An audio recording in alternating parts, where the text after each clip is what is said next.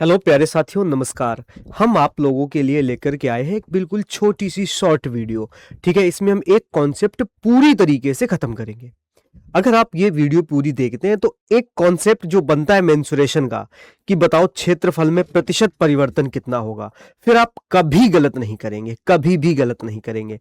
ठीक है, आ जाओ समझते हैं।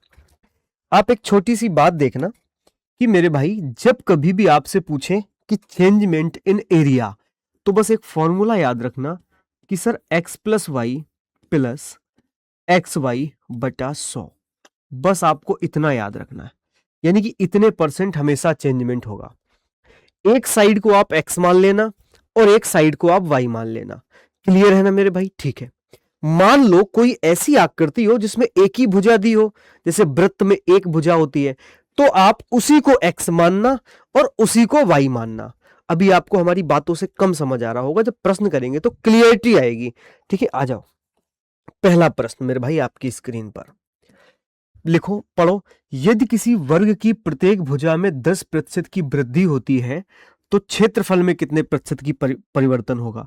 हमने क्या सिखाया कि भैया x प्लस वाई प्लस का एक्स वाई बटे 100, बस हमें यही याद रखना है। ठीक है, अब एक बात समझो आप। हमने क्या सिखाया कि सर एक भुजा को x मानना, एक को y, लेकिन यहां तो भुजा ही एक है, क्योंकि वर्ग की एक भुजा दे रखी है आपको, उसी में 10% की वृद्धि है, तो याद रखना उसी 10 को x मानना, उसी 10 को y मानना। तो आप भैया जी x की जगह पे 10 रख दो और y की जगह पे भी 10 रख दो। 10 प्लस 10 20 और 10 इंटू 10 बटे 100। ठीक है, तो बताओ उत्तर क्या होगा? सर उत्तर होगा 21%। 10 10 20 और 21%। क्लियर है? ऐसा प्रश्न अब आप गलती नहीं करेंगे। ठीक है जी, ये त्रिपुरा टेट में पूछा हुआ प्रश्न है। एक बार इसको देखना। यदि किसी वर्ग की सभी भुजाओं में 20% की वृद्धि, फिर से वही काम कि सर 20 यानी कि x plus y plus x y बटे 100, यानी कि 20 इंटू 20 बटे 100। ठीक है, देख लो सर, 20 20 40 और ये 2 जीरो से 2 जीरो, 20 20 40 40 और 4 सर 44%। ठीक है, यही हमारा आंसर है। कितना सर? 44%। बोलो है ना इजी? ठीक है जी, आगे चलते हैं भैया, पढ़ना। एक आयत की लंबाई और चौड़ाई में 10% और 20% की वृद्धि होती है तो आयत के क्षेत्रफल में, हमने क्या सिखाया? जैसे फॉर्मूला क्या था sir? X plus y plus का एक्स वाई बटे 100। ठीक है ना? बिल्कुल। चलो, अब x की जगह आप 10 लिख दो, y की जगह 20। मैंने क्या बोला? एक को x मान लो, एक को y, और 10 इंटू 20 बटे 100। ठीक है, 2 जीरो से 2 जीरो कट गए, 20 10 30 और 2 32। बोलो आंसर क्या आएगा? सर आंसर आएगा 32%। आंसर आएगा मेरे भाई कितना? 32%।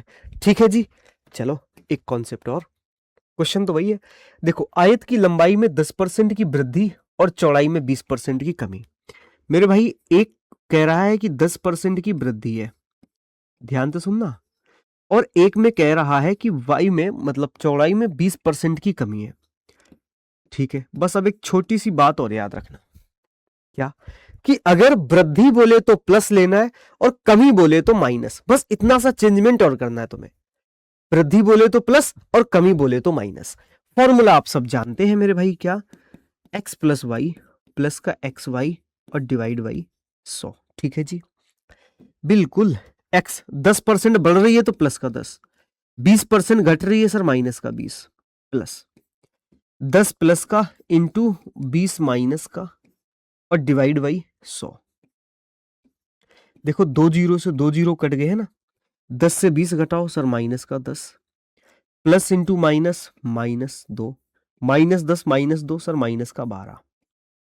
अब ये -12 माइनस पता क्या है? कमी को दिखा रहा है, यानी कि दोस्तों 12% की कमी हो जाएगी। माइनस आ गया, इसका मतलब है कमी हुई है 12% की। ठीक है, ठीक है ना? बिल्कुल बेसिक सी बात। चलो आगे चलते हैं, मुझे उम्मीद है कि आप समझ गए। इसको देखना, कह रहा है यदि किसी वृत्त की त्रिज्या 10% बढ़ जाती है, सर x भी 10 है, y भी 10 है, क्योंकि सिंगल भुजा है। ठीक है सर, तो 10 इंटू 10 बटे 100। क्लियर है? 10 10 20 20 और 1 21%। यही मेरे भाई आपका आंसर है। बोलो है ना आंसर? कितना आसान है ना दोस्त। यदि किसी गोले की त्रिज्या 30% बढ़ा दी जाए तो पृष्ठीय क्षेत्रफल, आ गया ना क्षेत्रफल एरिया? बिल्कुल। एक काम करो सर, 30 प्लस का 30 प्लस 30 इंटू 30 और डिवाइड बाई सर 100। 2 जीरो से भैया 2 जीरो, 30 30 60, 60 और 9 69, यानी कि 69%।